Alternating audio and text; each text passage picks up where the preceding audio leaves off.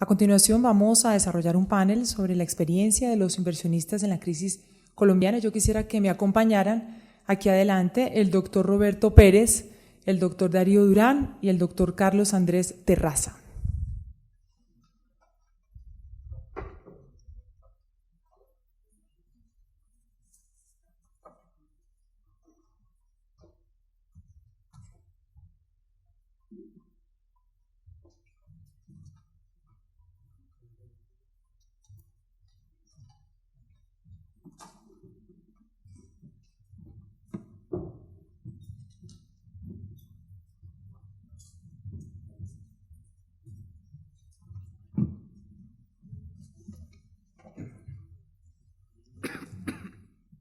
Como les comenté, entonces vamos a desarrollar un panel sobre la experiencia de los inversionistas en la crisis colombiana.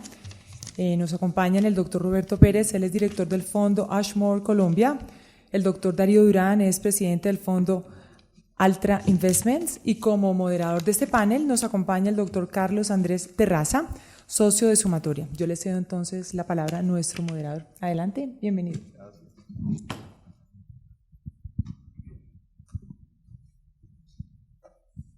Muy buenas tardes a todos. ANDEC, el presidente de su junta directiva, doctor Luis Miguel Fernández, su director ejecutivo, doctor Alejandro Castañeda, demás miembros y agremiados, muchas gracias por esta cordial invitación. Es para mí un placer compartir este espacio con estos dos reconocidos y experimentados inversionistas en el sector eléctrico y una audiencia tan selecta como la aquí presente. Además, qué mejor espacio que este, superado ya un fenómeno del niño sin precedentes, para mirar en retrospectiva qué fue lo que desembocó en una crisis financiera para el sector térmico. Más que en una amenaza de limitación o escasez en el suministro, como muchos se atrevieron a afirmar en su momento, y qué lecciones nos dejó este suceso, especialmente de cara a los cada vez más intensos, duraderos y frecuentes fenómenos naturales del niño y de la niña. En el transcurso de los últimos 11 meses, desde que se oficializó el fenómeno del niño el pasado 20 de septiembre de 2015, se han dado una serie de acontecimientos, intervenciones, medidas transitorias, entre otros, que han derivado en un gran debate en torno al marco institucional y regulatorio del sector eléctrico y del sector de gas natural. Lo único cierto en medio de todo el debate son las opiniones divididas entre, por ejemplo, los mismos agentes del mercado eléctrico. Los unos tildan a los otros de tramposos, los otros de oportunistas.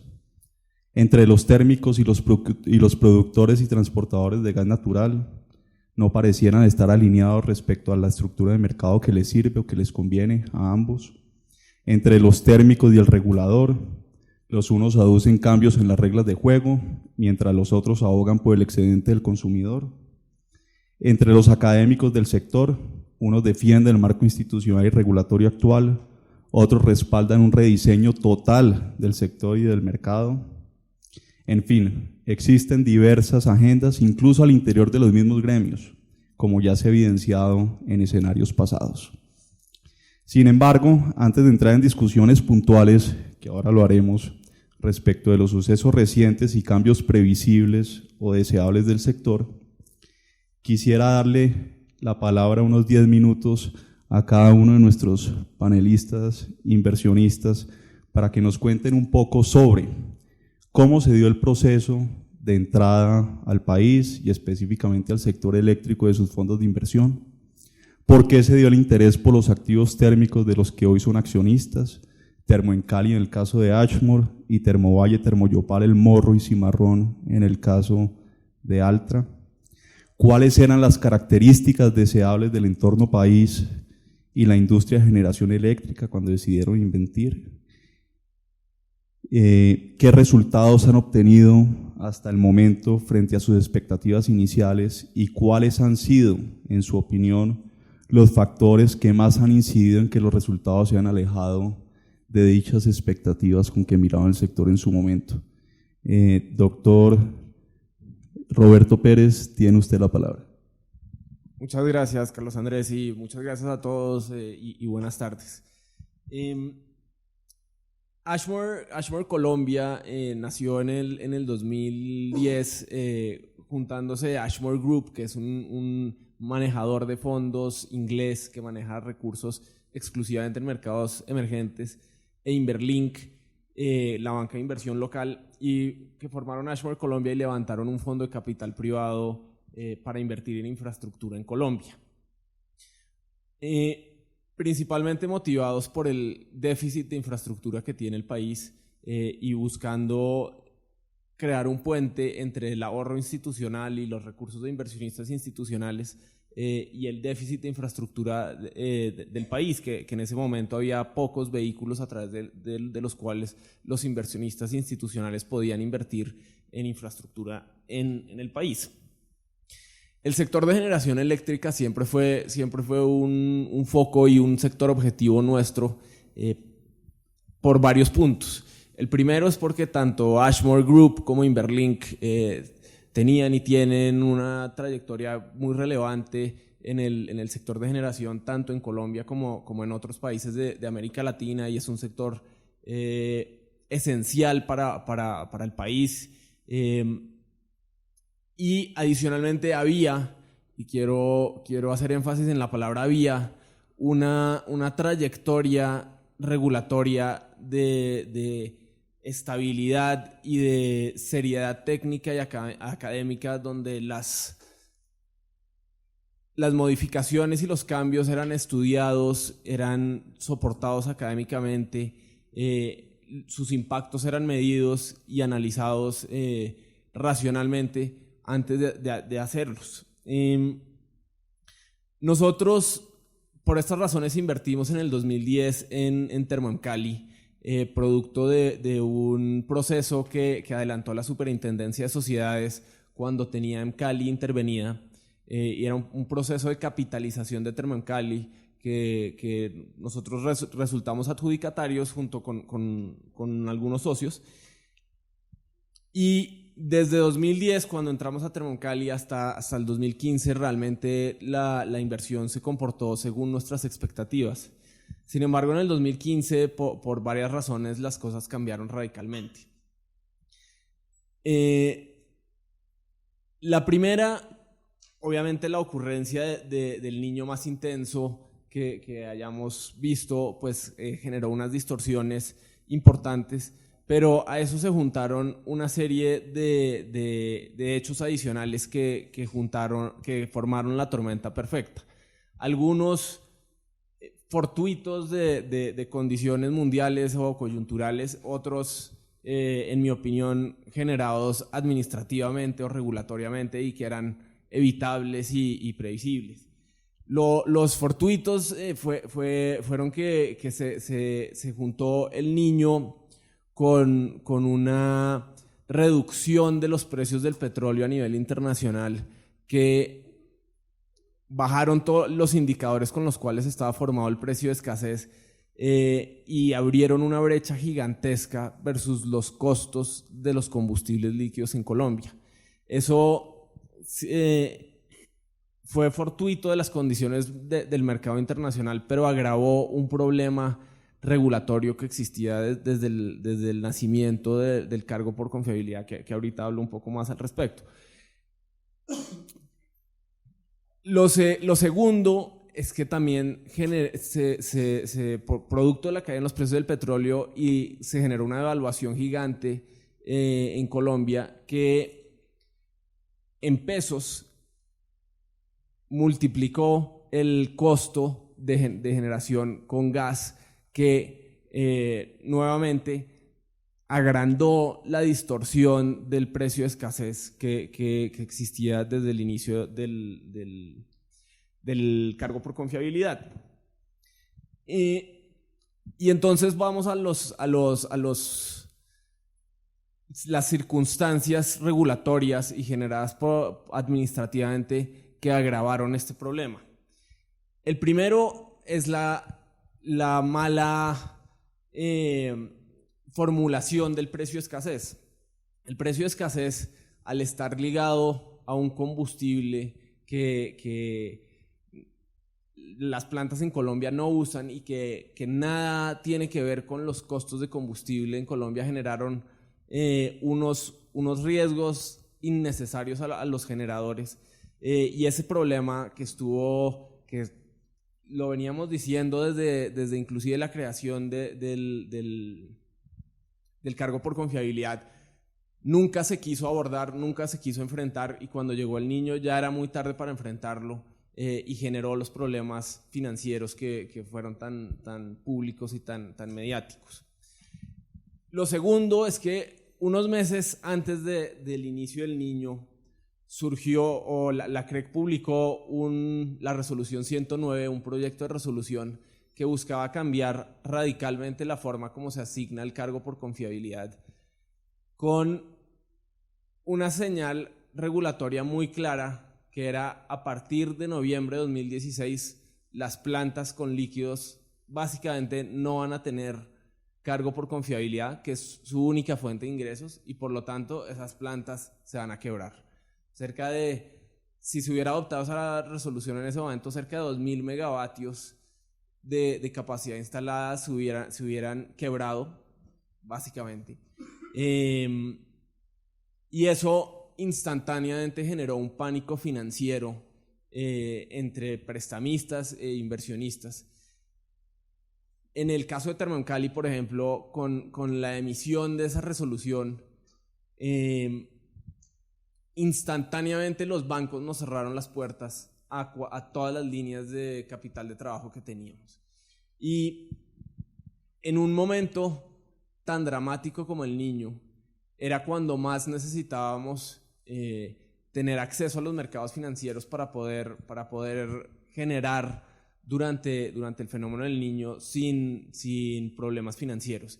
Y con la resolución, con la emisión de esa resolución 109, la CREG instantáneamente produjo que se nos cerraran las puertas a los bancos.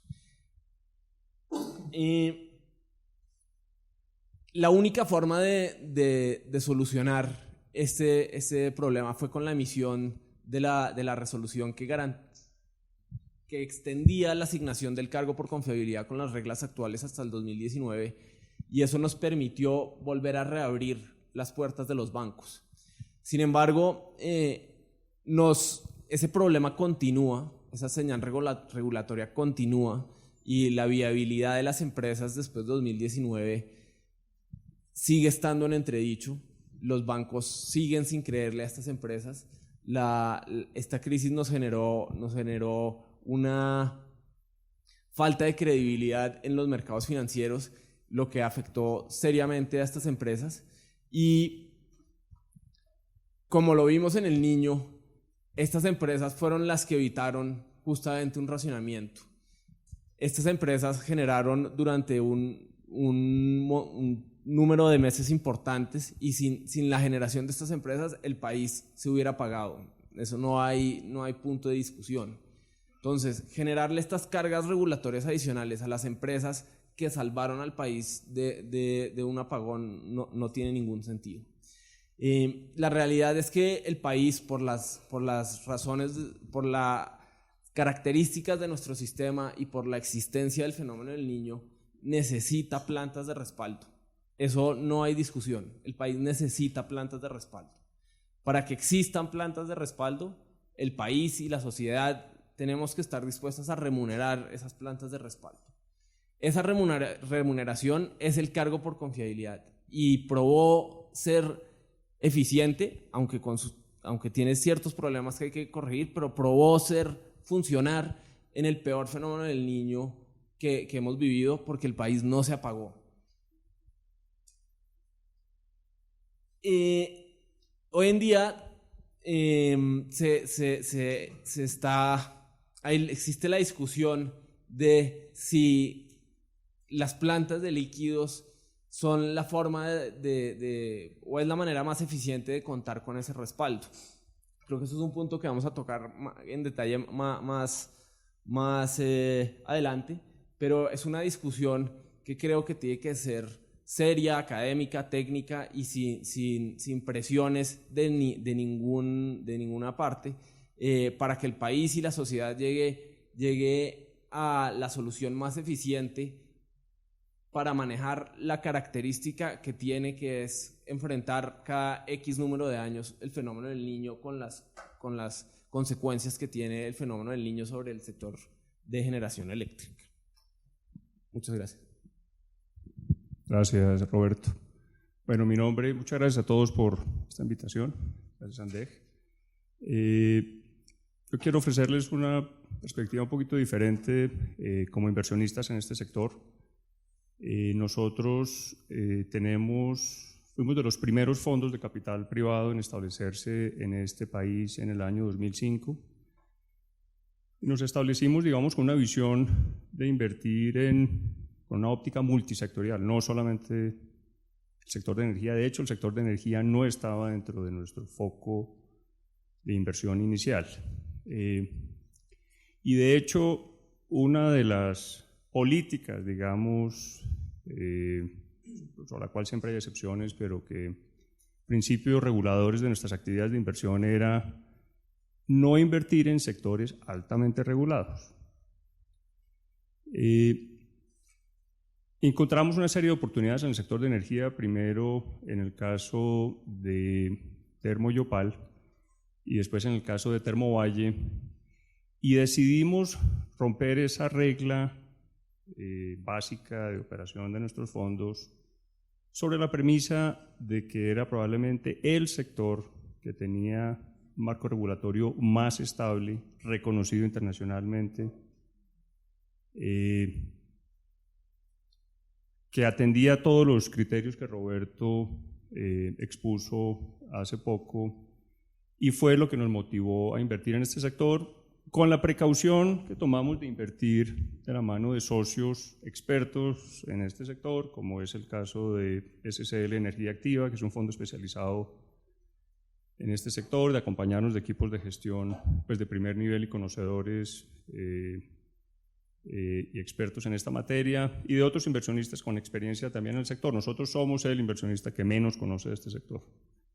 Sin embargo, por la oportunidad, por la estabilidad y la confiabilidad y el reconocimiento internacional que había de este sector, decidimos hacer esta inversión. Entramos sobre la premisa de que el sector energético es un sector estratégico para este país, así como el sector financiero es un sector estratégico. Porque no hay ningún país que pueda crecer y desarrollarse y tener crecimiento económico y desarrollo sostenible si no tiene un sector financiero sólido y si no tiene un sector energético solo, entre otros. Invertimos porque era un sector en el cual el costo de capital reconocía la estabilidad regulatoria. Yo creo que una de las pocas variables, cada país tiene que vivir con sus propias condiciones, su geografía, su población, su cultura, sus condiciones climáticas, con todo lo demás, y con base en eso tiene que decidir pues su matriz energética, y hay pocas variables que se puedan manejar. La tecnología es el costo de la tecnología, los insumos es el costo de los insumos, pero sobre un tema en el cual sí puede tener incidencias en el costo de capital. Y eso era uno de los atractivos en este sector de negocios, que después de 20 años de una regulación estable se tenía acceso a financiación internacional y local a costos competitivos que permitía que se pudiera desarrollar de una forma saludable un sector como el sector energético, como lo hizo por muchos años. Invertimos porque pues, es estratégico para el país, un país que tenía una opcionalidad de crecimiento importante, y esta era una forma para nosotros de tener exposición en general al crecimiento económico colombiano. Por esa razón entramos en este sector. El caso de Termoyopal fue un caso más puntual, una compañía que estaba en una situación de crisis y que se hizo pues, un proceso de reconversión absoluta y total de esa compañía con unos atributos muy particulares debido al acceso a gas a muy bajo costo en ese activo. Pero posteriormente entramos en Termovalle, sobre todo porque lo veíamos como un buen activo, digamos, desde el punto de vista técnico, de confiabilidad, de seguridad, y acompañados de los mismos socios que nos acompañaron en este proceso. Vale la pena un poquito compartir con ustedes lo que vivimos el año pasado, que en el caso nuestro en Termovalle fue mucho más grave de lo que vivieron ustedes en Termocali. Nosotros en el mes de septiembre, en esta tormenta perfecta, porque yo creo que el fenómeno del Niño es un fenómeno de la naturaleza no controlable por nadie. Pero la tormenta perfecta realmente se inicia con las señales regulatorias que empieza a mandar la CRE con la resolución 109. Que digamos que lo triste de esto probablemente es que en ese momento no se presentó ninguna posibilidad de poder tener un diálogo, de poder hablar. Yo creo que en todos los países exitosos, digamos, se logra entre el sector privado y el sector público la posibilidad de socializar y de construir algo compartido donde se vean todas las diferentes ópticas, los riesgos, los beneficios, el interés general y el interés particular. En este caso particular, nosotros vimos una amenaza enorme con la resolución 109 que condujo a que de una forma u otra estos activos perdieran en su totalidad el acceso al sector financiero. Esto fue un tema que al día siguiente llegaron cartas de todos los bancos diciendo están canceladas las líneas de crédito. Eso fue así de sencillo para efectos prácticos y para que entiendan un poco lo que fue el efecto de esta señal regulatoria.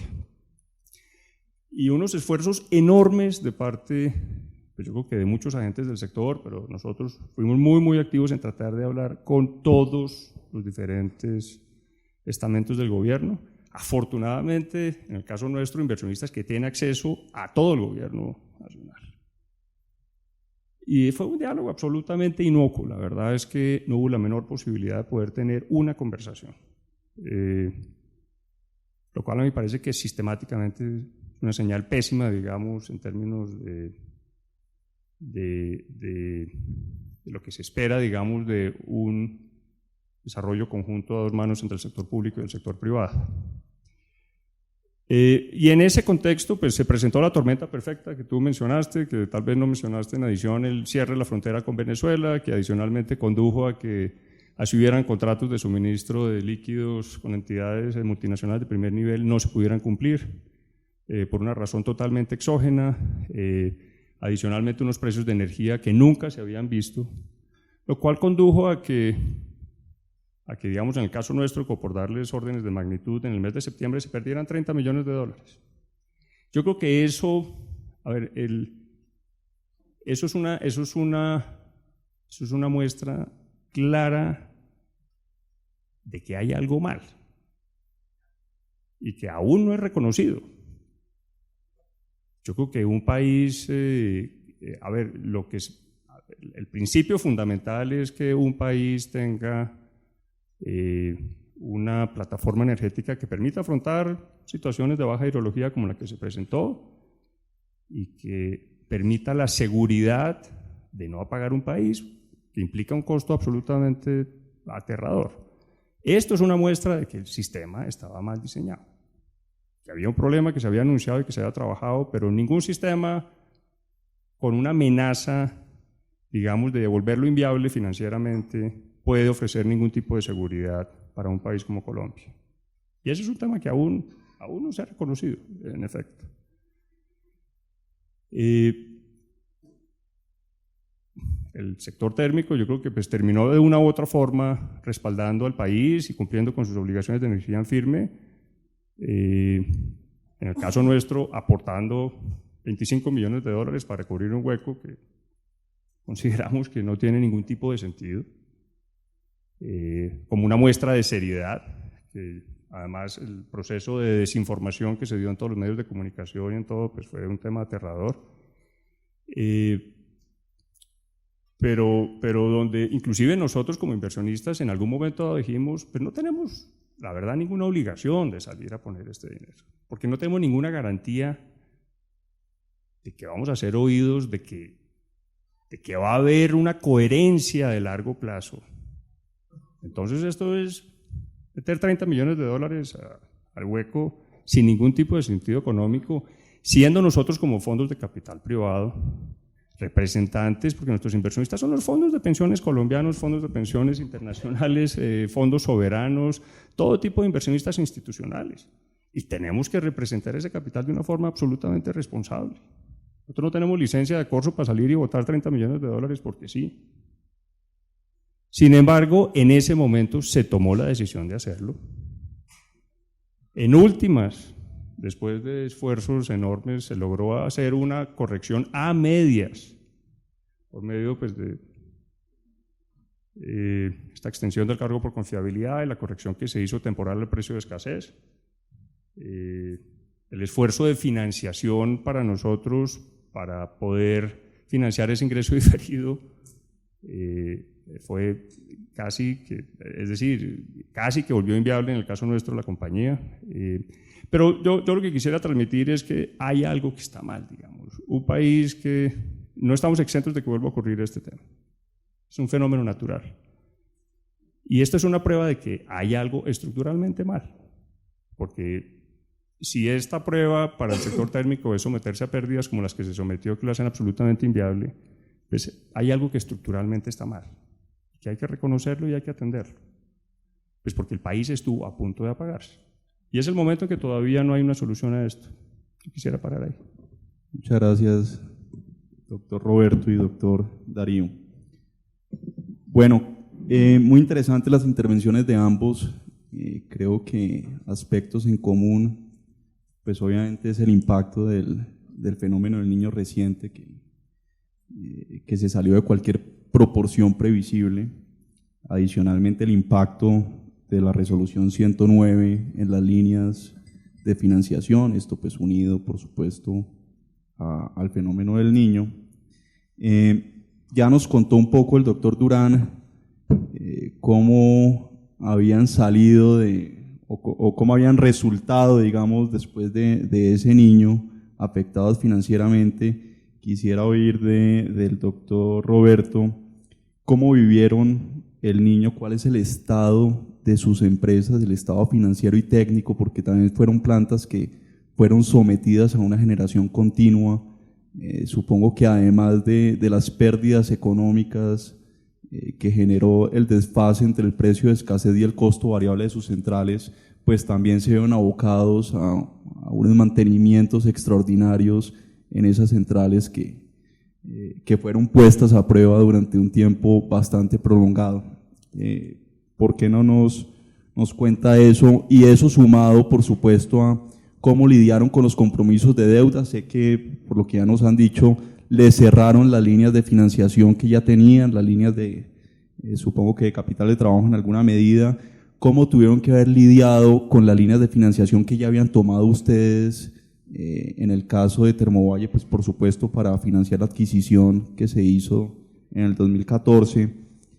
Tuvieron que acudir a refinanciaciones, a waivers bancarios, capitalizaciones. Creo que ya nos contó que una parte la habían aportado en capital o una combinación de todo esto. Doctor Pérez, por favor. Bueno, Termomcali, nosotros desde inicios del 2015, porque era sabido o esperado que se venía un niño, empezamos a prepararnos de una manera muy responsable, en mi opinión, y creo que eso nos permitió sobrevivir el niño como lo sobrevivimos. Lo primero que hicimos es que invertimos $8 millones, si no estoy mal, en un CAPEX muy relevante en la planta para cambiar todo el sistema de control, actualizar todo el sistema de control y algunas cosas adicionales. Y decidimos dejar adentro de la compañía una liquidez de aproximadamente $10 millones los accionistas. En vez de hacer una distribución de dividendos, decidimos dejar a la compañía con $10 millones de liquidez. Esas dos cosas nos permitieron sobrevivir el niño, porque los $10 millones de liquidez nos permitieron sobrevivir hasta que logramos que el gobierno entendiera que si no aseguraba el cargo por confiabilidad hasta el 2019, y que los bancos nos abrieran la puerta otra vez para entrar a hablar y a explicarles el problema, Si no hubiéramos tenido esos $10 millones de liquidez, no hubiéramos podido llegar al 10 de octubre o el 15 de octubre, algo de ese estilo, y el país se hubiera pagado. Es tan simple como eso. Por el otro lado, el CAPEX que hicimos en el primer semestre de 2015 permitió que Termemcali generara por cerca de 6 meses, básicamente continuamente, con una particularidad que es un tema que creo que nunca ha ocurrido en el mundo, y es que Termemcali, por la escasez de gas, estuvo generando tanto con gas como con combustible líquido. Hizo 170 o 180 transferencias de combustible en línea, o sea, sin apagar la planta, cambiando entre gas y diésel, que es una operación altamente riesgosa. La gente de Siemens, el fabricante de nuestra turbina, recomienda que máximo se haga una operación de esas una vez al mes. Nosotros hicimos 170 o 180 durante el fenómeno del Niño sin ningún incidente, gracias al CAPEX que hicimos para renovar y actualizar todo el sistema de control de la turbina. Justamente para eso es el cargo por confiabilidad, para que estas plantas de respaldo, cuando el país las necesite, se prendan, generen y funcionen sin incidentes. Para eso es el cargo por confiabilidad que la sociedad paga, y eso es lo que la sociedad obtuvo como retorno, es evitar un racionamiento que hubiera costado varias decenas de billones de pesos si no hubiéramos estado preparados para el fenómeno del Niño. Un comentario adicional que quería hacer, también para ponerle un poquito de contenido, digamos, al efecto que tuvo el tema regulatorio, que, insisto yo, es lo que nosotros podemos manejar. Fenómenos naturales como el Niño lo podemos manejar. El sector energético era un sector que tradicionalmente se podía financiar unos 300 o 400 puntos básicos por debajo, en términos de costo, de otras inversiones en el sector de infraestructura en general. Eso es un atractivo, eso lo podemos manejar, pero eso requiere seriedad, requiere coherencia de largo plazo, requiere integridad. Eso fue lo que se ganó durante 20 años, y eso fue lo que se deshizo de un plumazo. A nosotros nos tocó salir a reparar órdenes de magnitud, nos tocó salir a refinanciar una parte de la deuda con el sector financiero para poder soportar el fenómeno del Niño, y terminamos financiándonos frente al costo de financiación que teníamos 800 o 900 puntos básicos por encima de lo que era nuestro costo de financiación. Es decir, nos volvimos un sector en distress financiero, como se dice en inglés, que será así que un sector en bancarrota. Costo de financiación de un sector en bancarrota. Entonces, esos son los temas que yo creo que es importante pensar, ustedes que son los que están metidos en esto en el día a día, sobre qué tipo de señales quiere hacer uno para un sector que, vuelvo e insisto, es absolutamente estratégico para nuestro país.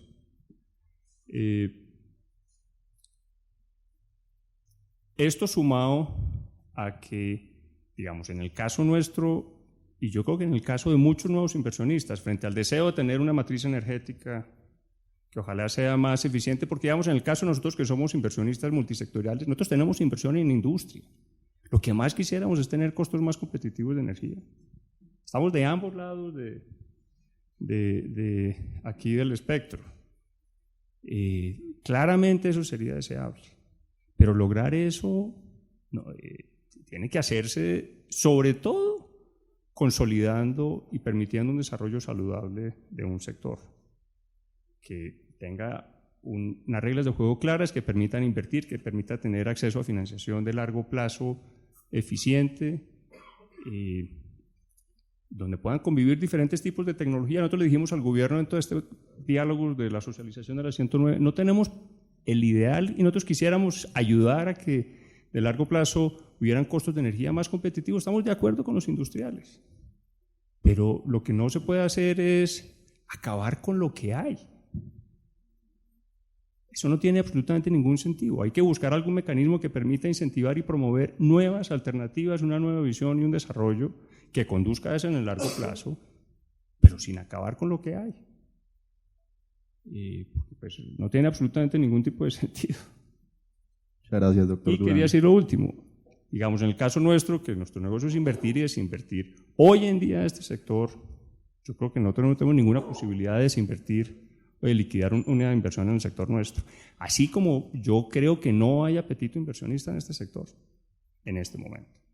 Entonces eso es el peor de todos los escenarios frente a la necesidad de un país como el colombiano, con las posibilidades de crecimiento que hay hoy en día a futuro, donde hay una industria revitalizada hoy en día y donde lo que se quiere tener es un sector eléctrico que es súper estratégico, que esté creciendo de una forma muy sólida. Gracias.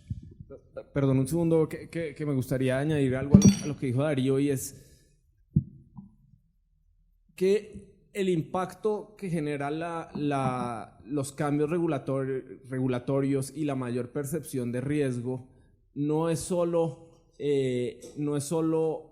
afecta puntualmente a las empresas de esa modificación regulatoria. Entonces, por ejemplo, la resolución 109, si bien afecta directamente a las plantas de generación con líquidos, en general afecta toda la percepción de riesgo del sector y del país en general. Y eso lo que genera es un mayor costo de capital para futuras inversiones en el sector y en otros sectores de la infraestructura. Entonces, incrementar la percepción de riesgo y por ende el costo de capital en el sector de generación se va a traducir en que los inversionistas, si es que llegan a las próximas subastas, van a tener una mayor percepción de riesgo regulatorio, van a tener un mayor costo de capital y por ende van a requerir mayores rentabilidades para hacer nuevos proyectos. El costo de capital en últimas es el mayor costo para desarrollar infraestructura. Como decía Darío, los otros costos, los ladrillos, el cemento, las turbinas, esos costos son los que son, ahí no hay mucho campo que gestionar.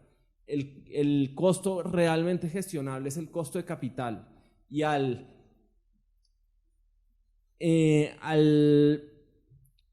afectar el bien público, que es la confianza inversionista y la estabilidad de las reglas del juego, lo que estamos haciendo es, como sociedad, incrementando el mayor costo para desarrollar infraestructura en un país donde tenemos un déficit de infraestructura increíble. Entonces, estamos pegándonos un tiro en el pie por hacer las cosas sin Doctor el Pérez, debido análisis. permítame, para allá vamos. A ver, permítame hacer la siguiente pregunta a los dos. Ustedes son inversionistas sofisticados, entran y salen de activos cada 4, 5, 6 años. Como fondos de capital privado, lo que están buscando es rotar las inversiones. Cuéntenme qué fue lo que falló en el cálculo de ustedes con relación a este evento del niño reciente. Es decir, desde el 2000 había varios estudios que ya habían predicho que renovar esos contratos de gas pues iba a ser bastante complejo. En consecuencia, se sabía que eventualmente esas plantas tenían una alta probabilidad de migrar a líquidos. ¿Qué fue lo que falló en los cálculos que hizo que estas térmicas sufrieran tanto durante este último fenómeno del niño? ¿Fue un niño desproporcionado, salido de cualquier magnitud, o fue eso sumado a la resolución 109 que adicionalmente, ante la amenaza de dejarlos sin asignaciones de obligaciones de energía en firme, hizo que los demás bancos cerraran las puertas y por supuesto complicó el proceso de desinversión de ustedes? ¿O fue el precio de escasez que generó un gap imprevisto por efecto de las restricciones ambientales que aplicaron al Fuel 6, que era el indexador del precio de escasez desde mucho tiempo atrás? ¿Qué fue exactamente lo que falló en los cálculos? Por favor, doctor Durán.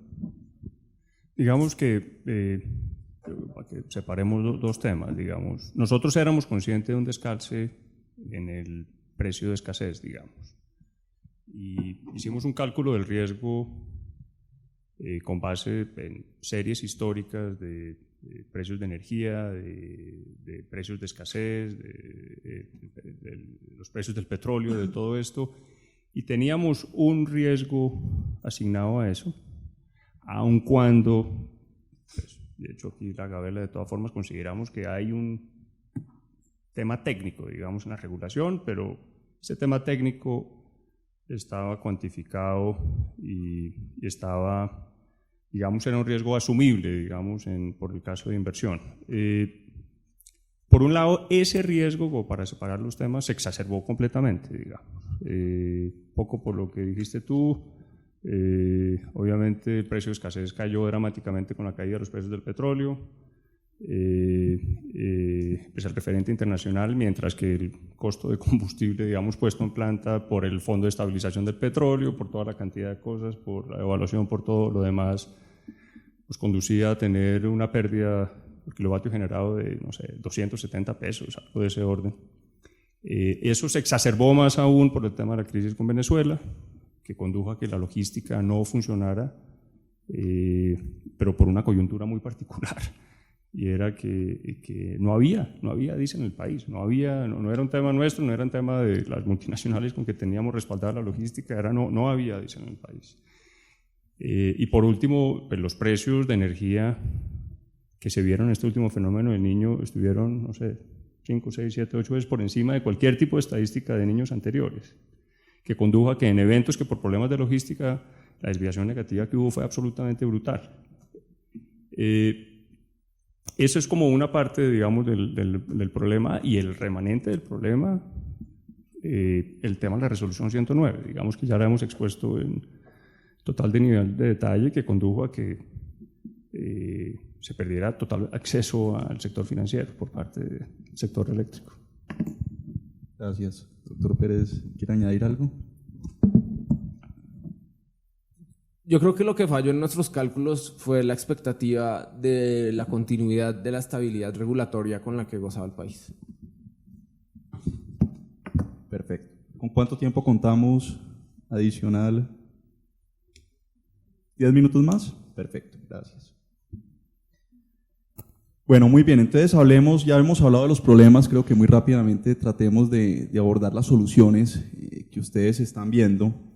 El doctor Durán hablaba de precios desbordados, creo que esto se vuelve como una especie de circular, porque pues claramente los precios desbordados en alguna medida eran los que se transaban en bolsa y eran por esos costos variables relativamente altos de los combustibles líquidos. Entonces, dentro del menú de soluciones vemos el precio de escasez, pues se podría echar mano del precio de escasez, reformular el precio de escasez, no sé si con un nuevo indexador, eventualmente liberarlo. Si es un nuevo indexador, ¿eso realmente generaría un hedge perfecto o siempre se verían ustedes abocados a un riesgo de evaluación, que en pesos el costo del combustible termine siendo diferente al precio que se entranza en dólares? ¿Cómo ven el tema del precio de escasez? Y por supuesto quisiera preguntarles esto, pero desde el punto de vista de que la demanda pues no termine siendo la perjudicada absolutamente, es decir, cómo compartir entre la demanda y la oferta esa asignación del riesgo, porque lo más sencillo sería decir, listo, liberemos el precio de escasez y vemos qué sucede en el próximo fenómeno del Niño, donde estas plantas pickers, como ya lo han dicho en presentaciones pasadas, pues generan muy poca parte del tiempo. En consecuencia, pues el efecto en precios no es permanente. Otro sería la solución al tema del gas, es decir, la resolución 094, el documento 045, que acaba de publicar la CREG, sobre nuevos mecanismos de negociación de gas, es una salida suficiente para lo que ustedes están viendo. Se requiere la planta de GNL, o la planta de GNL sería solamente para el marginal de expansión. Solucionaría plenamente la planta de GNL los precios altos, o de todas formas nos veríamos abocados al riesgo de que el precio del GNL suba en el futuro y eventualmente se genere un descalce al igual con el precio de escasez? Oferta de contratos también, pues obviamente por los altos costos variables, los contratos de este tipo de centrales, contratos en firme, pues son absolutamente imposibles desde el lado de la demanda. Entonces, ¿qué soluciones están viendo ustedes a la problemática actual que de alguna forma solvente el mantener estas plantas que, como bien dicen ustedes, le dieron la mano al sector en esta crisis reciente? Pues de hecho generaron más del 50% del tiempo. ¿Qué soluciones están viendo ustedes, doctor Pérez, por favor? Pues yo voy a tratar de ser lo más breve posible y abordar varios de los puntos que usted dijo. Yo creo que primero que todo hay que modificar la fórmula del precio de escasez. Esa fórmula no tiene ningún sentido y en mi opinión esa fórmula no debería estar atada a ningún combustible en particular, sino al costo variable de la planta más cara del sistema en cada momento que se esté calculando. No importa qué combustible sea, sino el costo variable de la planta más cara de cada sistema. Adicionalmente, creo que no tiene ningún sentido reemplazar plantas existentes de respaldo por nuevas plantas, sea cual sea la tecnología. Una capacidad que ya está instalada, botarla a la caneca para buscar que se instalen nuevas plantas con costos de instalación muy superiores, en últimas va a ser para la sociedad muchísimo más ineficiente. Las plantas de respaldo que el país necesita, lo más lógico es que tengan el costo de instalación más barato, independientemente de su costo variable. Para una planta que está pagada el 90 o 95% del tiempo, el costo más relevante es el costo de instalación, el CAPEX de instalarla, no el costo variable. Entonces, en mi opinión, la CREG se ha sesgado a una concepción errónea de lo que es eficiencia económica, solo mirando los costos variables de generación. Eso no tiene ningún sentido. Tampoco tendría sentido solo sesgarse a los costos de instalación, pero hay que ver tanto los costos de instalación como los costos variables en conjunto. No puede ser sesgado a ninguna de las dos, y creo que eso es lo que está haciendo la CREG en este momento, sesgándose hacia los costos variables.